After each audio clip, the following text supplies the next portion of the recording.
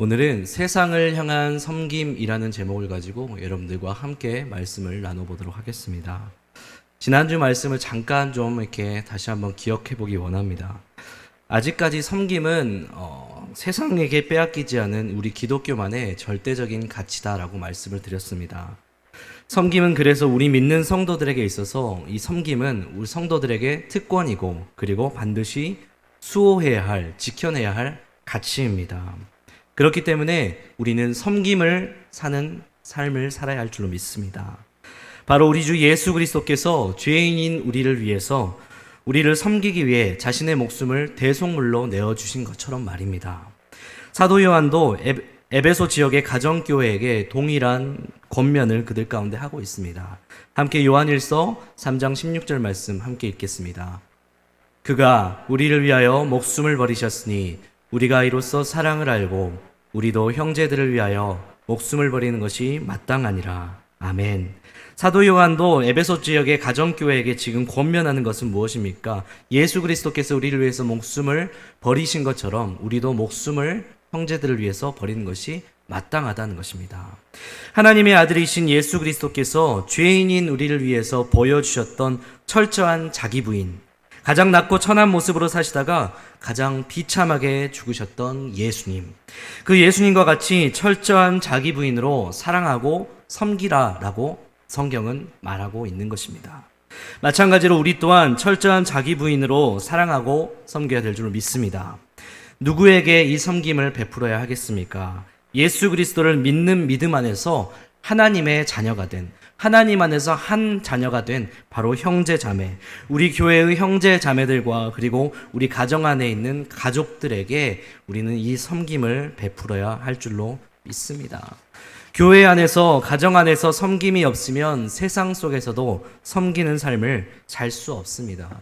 그렇기 때문에 먼저 우리 안에서 섬김이 있어야 됩니다. 밖으로 세상을 향해 섬기기 위해서는 먼저 안에서 섬김이 있어야 되는 것이죠.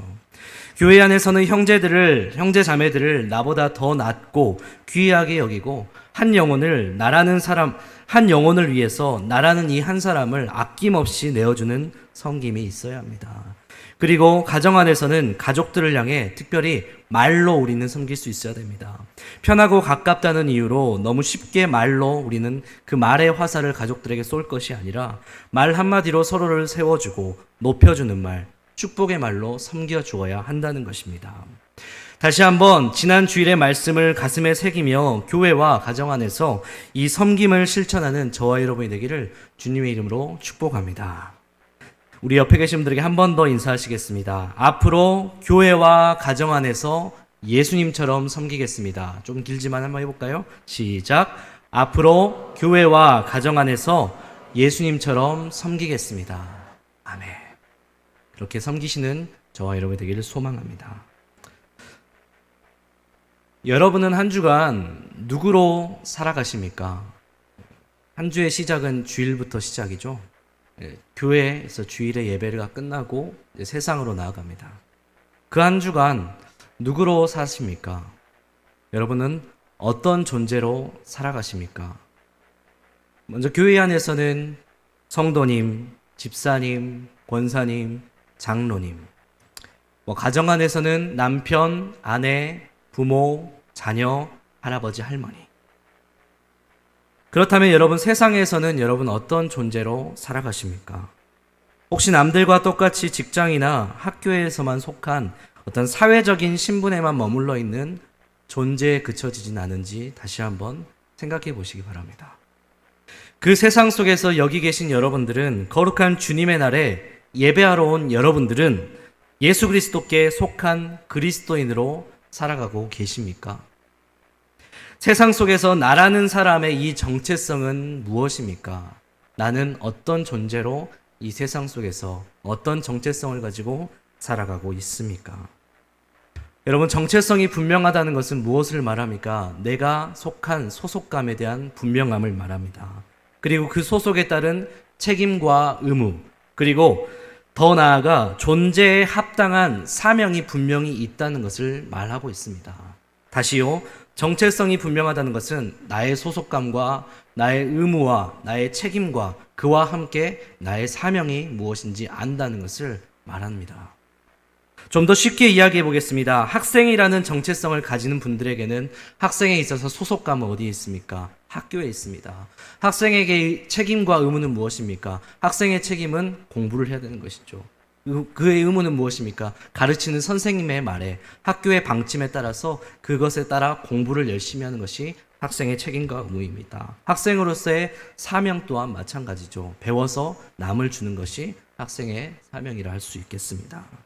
마찬가지로 그리스도인이라는 정체성을 가졌다면 그 소속과 의무와 사명이 분명해야 합니다.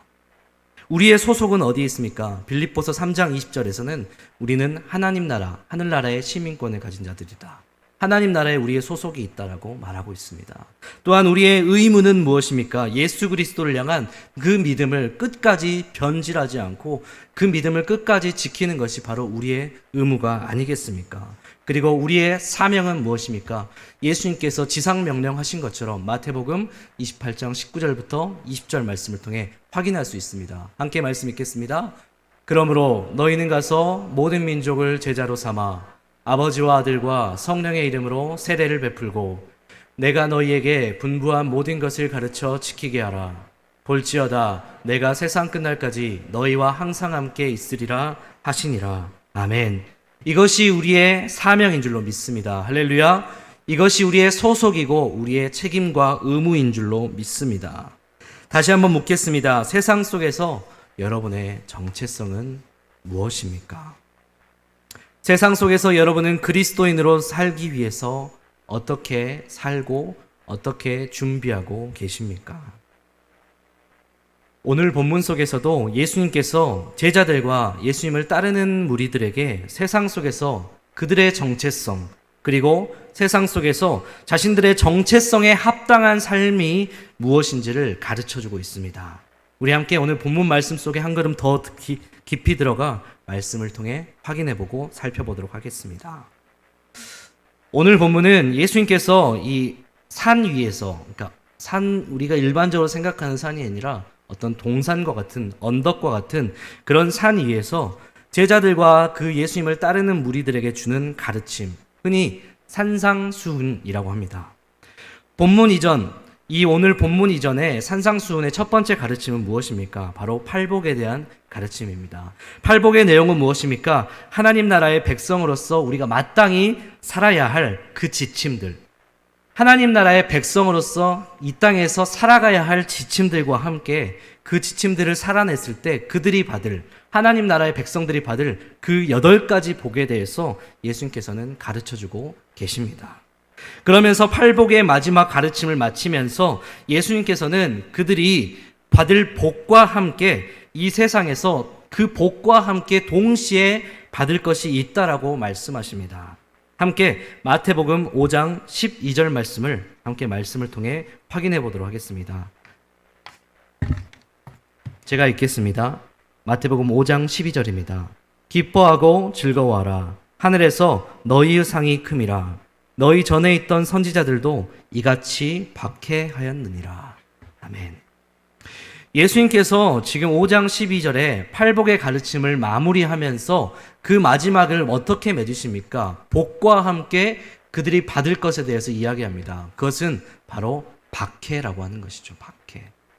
오늘 본문의 내용은 이 팔복의 가르침에 이어서 계속적으로 예수님께서 지금 가르치고 있는 내용들이기 때문에 이 예수님께서 마지막에 했던 그 박해, 우리가 하나님 나라의 백성으로서 이 세상에서 살아가는 동안에 박해를 반드시 받을 것이다라는 그 내용을 우리는 계속적으로 이어가서 그 관점에서 계속 오늘 말씀을 보아야 하는 것이죠. 하나님 나라의 백성으로서 하나님께 받을 복은 분명합니다. 할렐루야. 여러분들에게 하나님께서 약속하신 그 복이 반드시 이루어질 줄로 믿습니다. 이것은 제 말이 아니라 하나님의 약속입니다. 그러나 동시에 받을 고난 또한 분명하다는 것이죠. 그것은 무엇이겠습니까? 바로 박해라는 것이죠. 왜 우리 가운데 이 복도 주어지지만 이 박해가 우리 가운데 분명히 오게 될 수밖에 없을까요? 우리가 사는 이 세상이 바로 이미와 아직 사이에 있기 때문입니다. 다시요. 우리는 하나님의 백성으로서 받을 복도 분명하지만 받을 고난도 분명하다는 것이죠. 많은 사람들은 묻습니다. 왜 하나님의 사람들이 예수님을 믿으면 어려움을 당하느냐? 왜 고난을 받느냐? 왜 박해를 받느냐라고 묻습니다. 그 질문에 대한 답은 우리는 이 세상 가운데서 아직 이미와 아직 사이에라는 이 세상 속에서 살고 있기 때문입니다. 그것은 무엇이겠습니까? 이미 예수님께서 부활로서 죄와 사망의 권세를 이기시고 승천하심으로 우리가 주어진 것은 무엇입니까? 우리에게 구원의 길이 열려졌습니다. 예수님께서 이미 승리하셨기 때문에 이미 우리에게 구원의 길이 열려진 것이죠. 그러나 아직 그 구원이 완성되지는 않은 겁니다.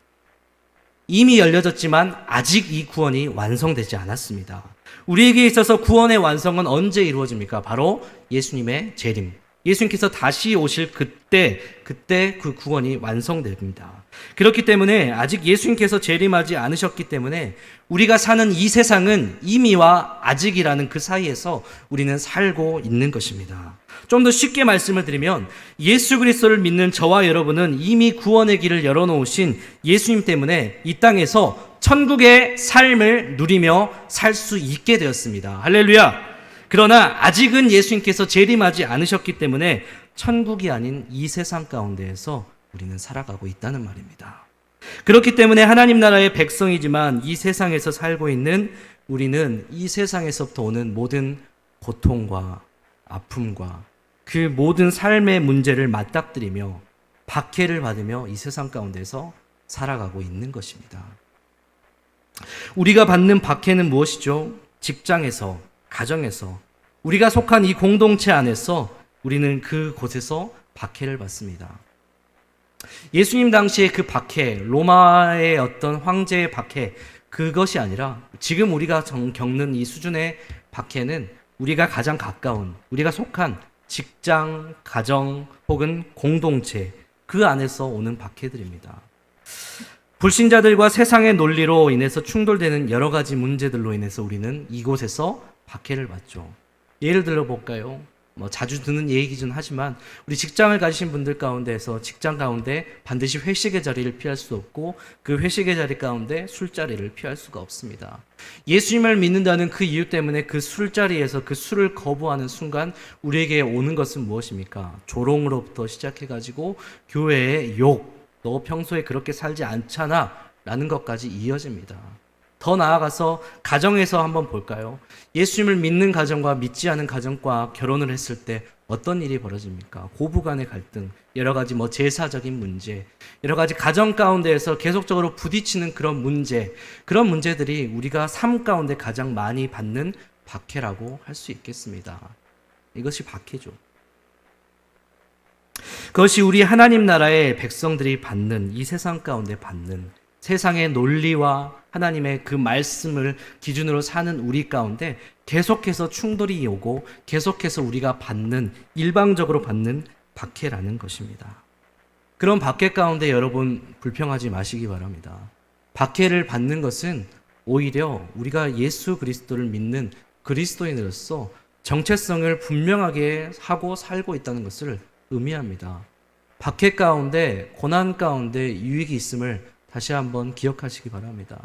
박해가 있다고 더 힘들어하고 슬퍼하고 낙심하지 마시고 적어도 예수님 당시에 로마로부터 오는 박해보다는 아직 우리가 훨씬 더 살만하고 숨쉴만 하니까 그 박해 가운데에서 끝까지 예수님 붙잡고 예수님 바라보고 예수님을 끝까지 예수님과 동행하는 저와 여러분이 되시기를 바랍니다.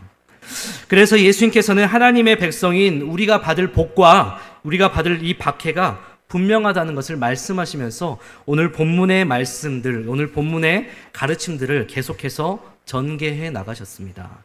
그런 이해 속에서 예수님께서 오늘 제자들과 따르는 무리들, 그리고 오늘 이 말씀을 통해 이 말씀을 듣는 저와 여러분에게도 동일하게 말씀하십니다. 함께 오늘 13절 말씀 다시 한번 말씀 한번 읽어보도록 하시겠습니다. 오늘 본문 13절입니다. 함께 읽겠습니다. 시작.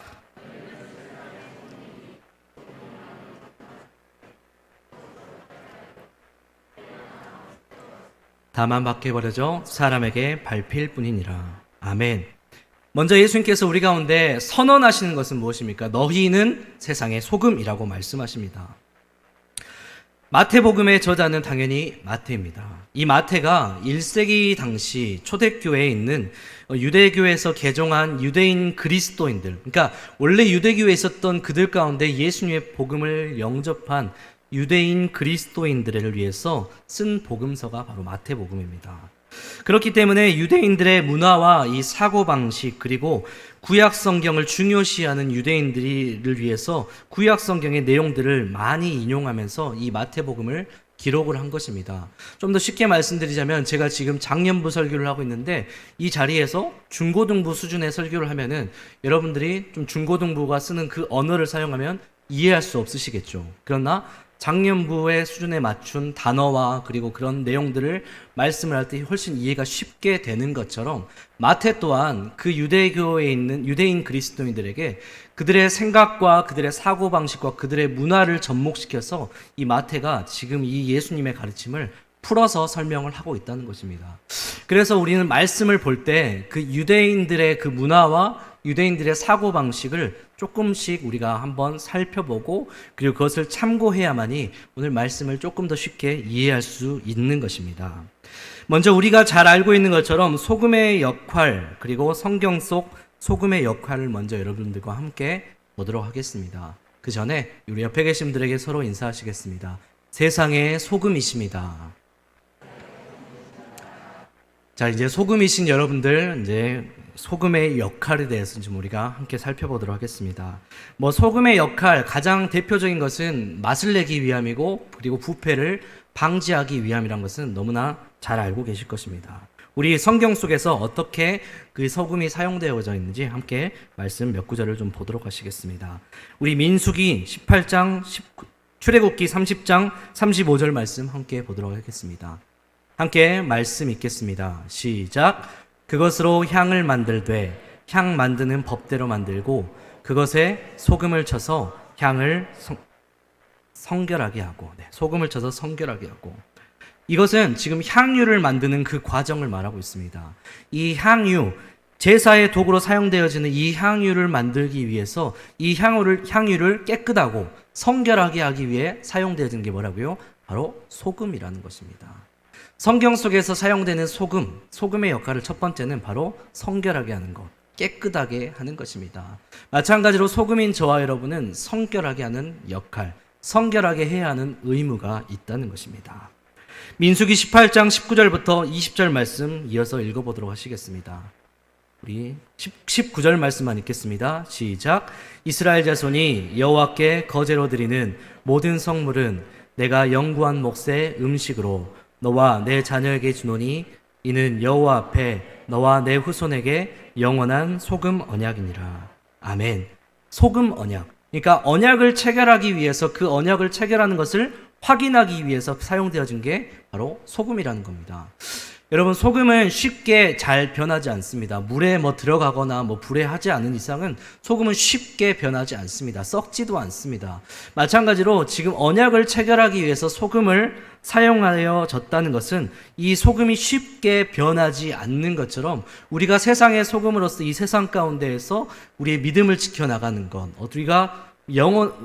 우리가 믿음을 지켜나가고 우리가 변질하지 않는 것을 말하고 있습니다. 또 더 나아가서 이 언약을 서로 지키기 위해서 소금을 뿌리는 것처럼 우리가 언약을 한 사람과 언약을 하는 당사자끼리 서로 이 언약을 우리가 신실하게 지키자 하는 충성의 도구로 이 소금이 사용되어졌다는 것이죠.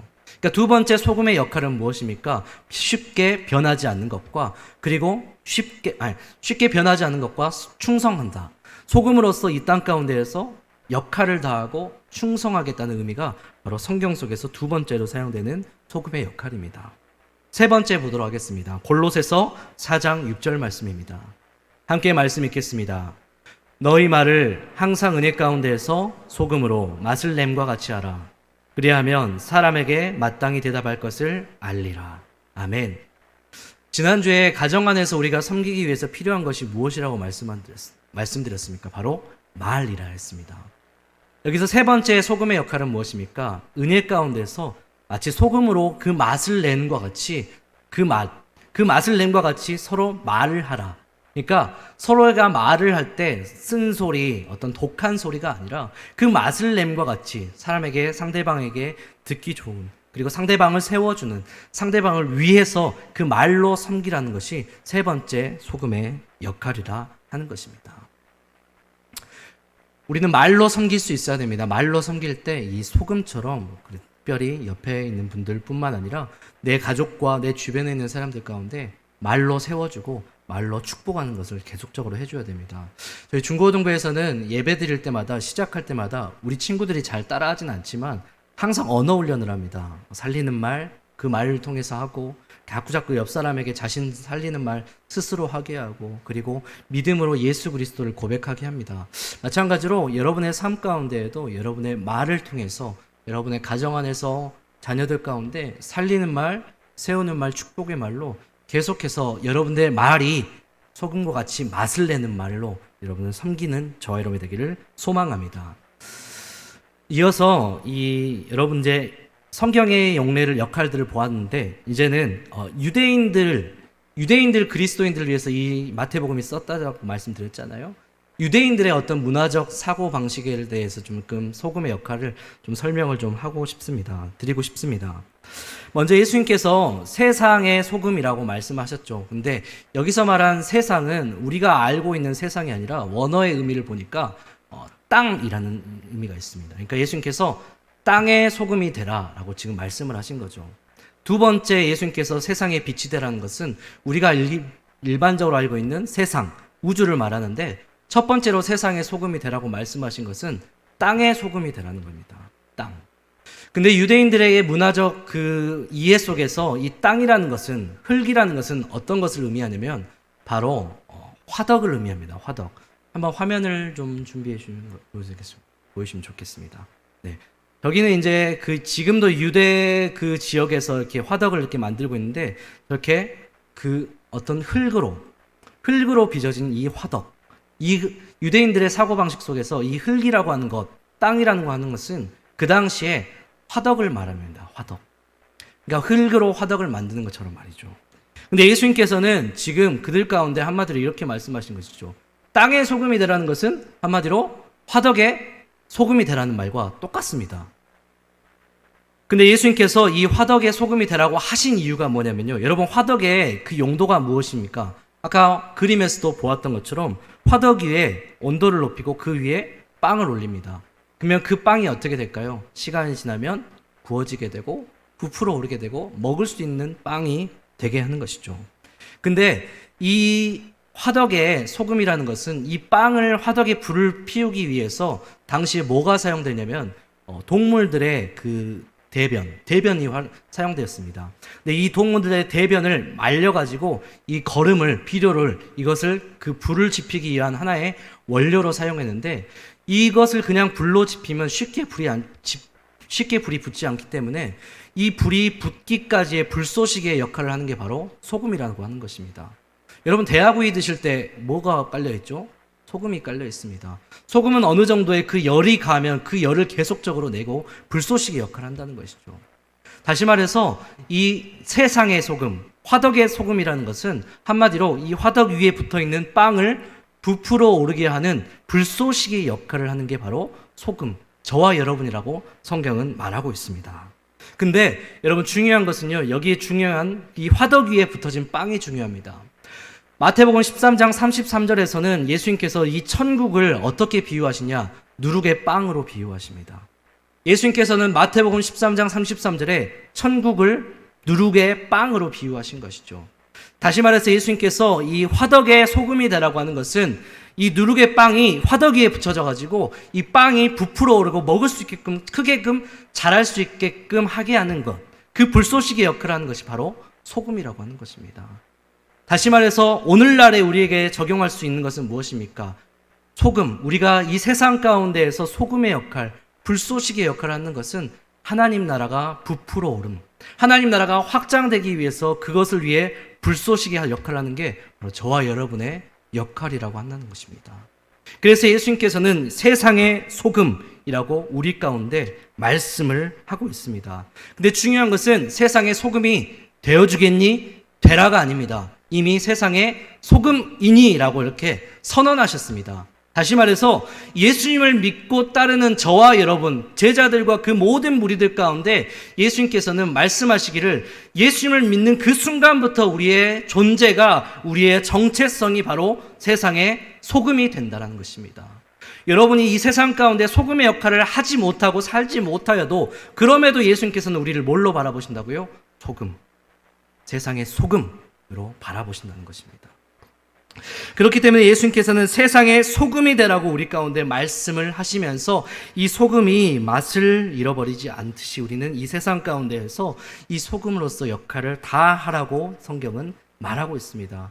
여러분, 중요한 것은 소금은 절대 변하지 않습니다. 다시 말해서 소금으로서 우리를 이렇게 존재로 부르셨는데 우리의 존재가 변합니까? 변하지 않습니까? 변하지 않다는 겁니다. 죽을 때까지는 우리는 세상의 소금으로 살아야 합니다. 그리고 이어서 예수님께서는 세상의 소금이라고 말씀하시면서 우리 가운데 동일하게 또 동시에 말씀하신 것이 있습니다. 함께 14절 말씀 함께 읽어보도록 하시겠습니다. 함께 읽겠습니다. 시작.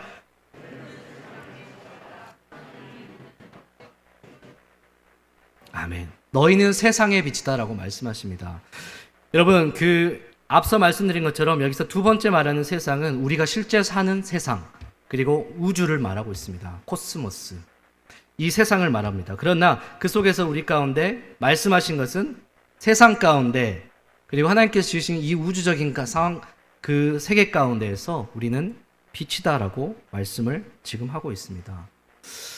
근데 그 뒤에 산 위에 있는 동네라고 이렇게 이야기를 하고 있습니다. 여러분, 여기서 산 위에 있는 동네, 대충 이렇게 여러분들 그동안 어느 정도 어렴풋이 이해를 하셨을 수 있는데, 여기서 말한 산 위에 있는 동네가 무엇인지 조금 한번 확인을 좀 해보고 싶습니다. 이사야 2장 2절부터 3절 말씀을 함께 읽어보도록 하시겠습니다. 말씀을 통해 확인하겠습니다. 이사야 2장 2절부터 3절입니다. 함께 읽겠습니다. 시작. 말이래 여호와의 전에 산이 모든 산 꼭대기에 굳게 설 것이요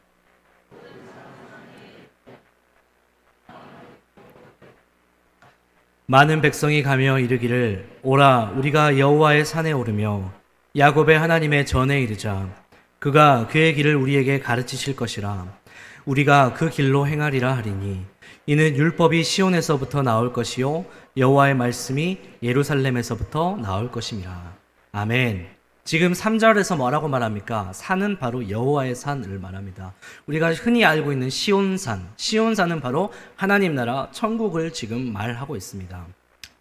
근데 죄송합니다. 하나님 나라 이 천국을 지금 죄송합니다. 일부부터 계속 하고 있어서 조금 이해해 주시기 바랍니다. 하나님 나라 시온산을 얘기하고 있습니다. 천국. 여러분, 하나님 나라는 무엇입니까? 하나님의 임재가 있는 곳. 그곳이 바로 하나님의 나라입니다. 근데 그 산 위에 있는 동네는 바로 무엇이냐? 바로 3절에서도 말하고 있는 것처럼 예루살렘이라고 하는 것입니다. 여러분, 예루살렘에는 뭐가 있습니까? 이스라엘 백성들이 아주 종교적인 중심지와 같은 핵심이 바로 이 예루살렘입니다. 왜? 그곳에 성전이 있기 때문이죠. 성전이 있기 때문에 이 디아스포라 유대인들은 해년마다 절기가 오면은 그 수많은 사람들이 이 예루살렘에 모여가지고 명절을 지키러 옵니다. 이 예루살렘은 상징적으로 이스라엘 백성들에게 있어서 하나님의 임재가 있는 곳입니다.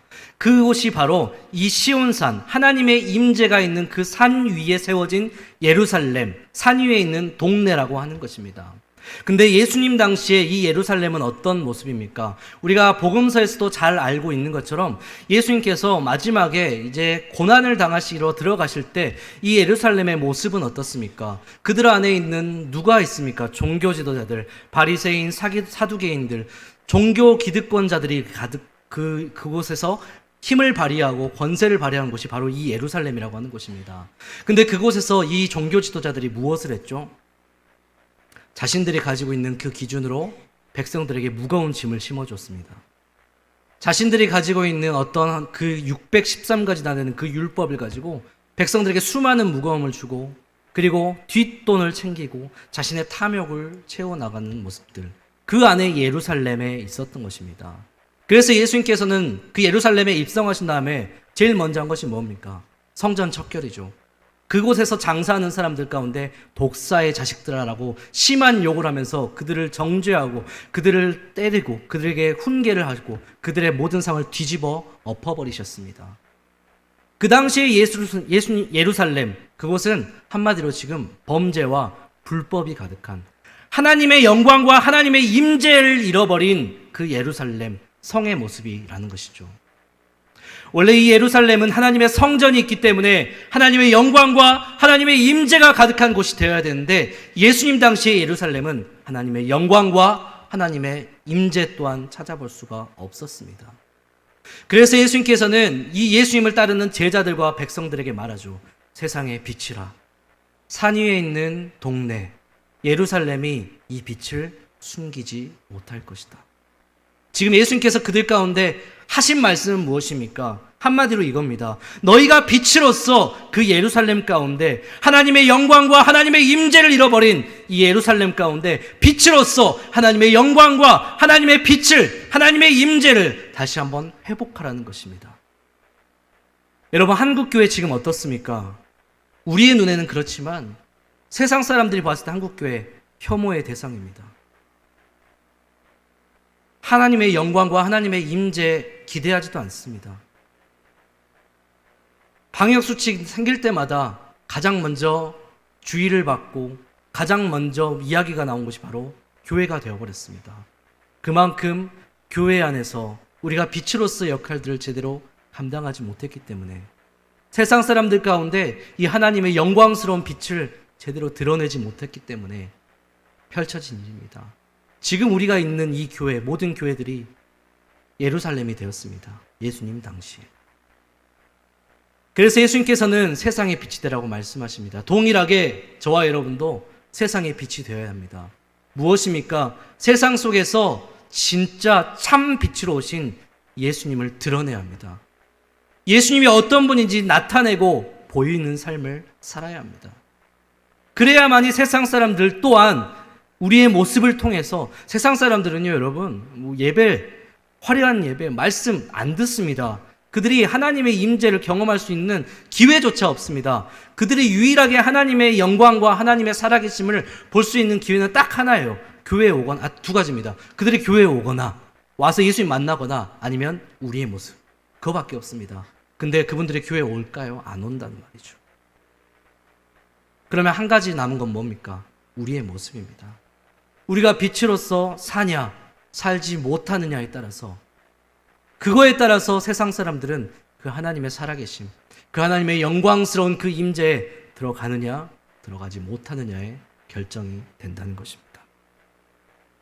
그렇기 때문에 우리는 이 세상의 빛으로서 이 산 위에 있는 동네 예루살렘, 하나님의 성전, 하나님의 임재가 가득한 영광스러운 이 교회 가운데 이제 다시 세상 속에 우리가 빛으로서 이 교회의 영광, 하나님의 살아계심을 드러내야 될 줄로 믿습니다. 15절에 보니까 사람이 등불을 켜서 말 아래에 두지 아니고 등경 위에 둔다. 이러므로 집안 모든 사람에게 비친다라고 성경은 말하고 있습니다. 우리가 빛으로서 이 세상 가운데에서 빛의 역할을 감당하기 시작할 때 이 빛이 사람들 가운데 비춰지게 된다는 것이죠. 함께 16절 말씀 함께 읽겠습니다. 시작.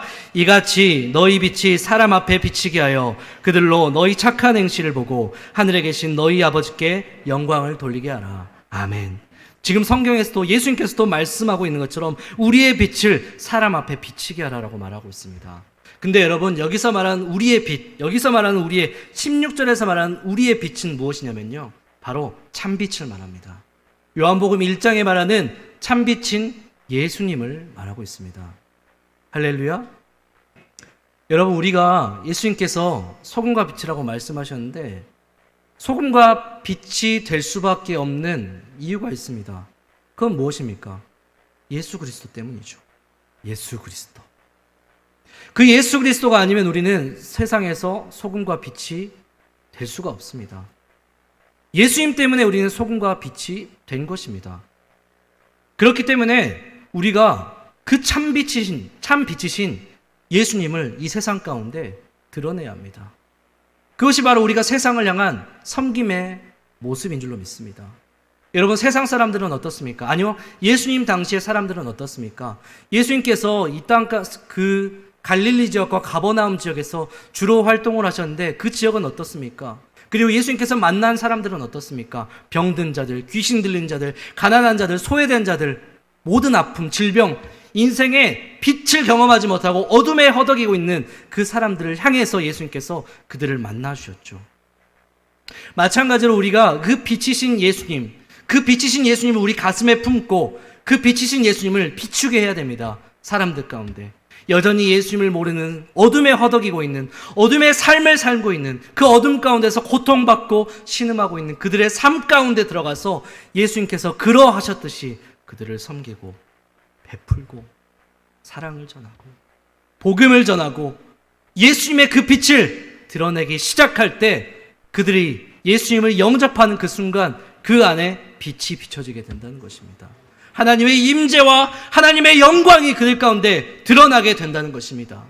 우리가 세상을 향해서 할 수 있는 섬김은 무엇입니까? 소금과 빛이 되는 것입니다. 할렐루야. 소금과 빛으로서 예수님의 그 천국 복음을 가지고 세상 가운데 나아가 세상 사람들을 위해 그 복음으로 섬기는 것이 우리가 세상의 소금으로 빛으로 살아가야 할 삶의 모습들입니다. 시간상 여러분들에게 소개는 다 할 수는 없으나 여러분, 초대교회, 중세교회 당시에 페스트란 그 전염병, 지금처럼 어마어마하게 지금보다도 이 전염병이 창궐해서 많은 사람들을 생명을, 목숨을 앗아갔던 이 페스트, 그 페스트가 있었을 때, 이 흑사병이 있었을 때, 그때 당시에 가장 활약했던, 빛을 나타냈던 분들이 누군지 아십니까? 바로 종교개혁자들입니다. 루터와 찌빙글리와 같은. 그리고 그 종교개혁자들의 가르침을 받고 그들 안에 있는 교회의 성도들이 전염병에 직접 그들 가운데 나아가서 그 위험을 감수하고 병든 자들을 위해서 먹을 것을 내어주고 그들에게 복음을 전하고 그들의 삶의 필요를 전하였습니다. 그래서 그 페스트, 그 흑사병이 이분들의 그 빛의 역할들을 함으로써 인해 그것을 잘 종식시키고 이 전염병을 이겨나갈 수 있었던 겁니다.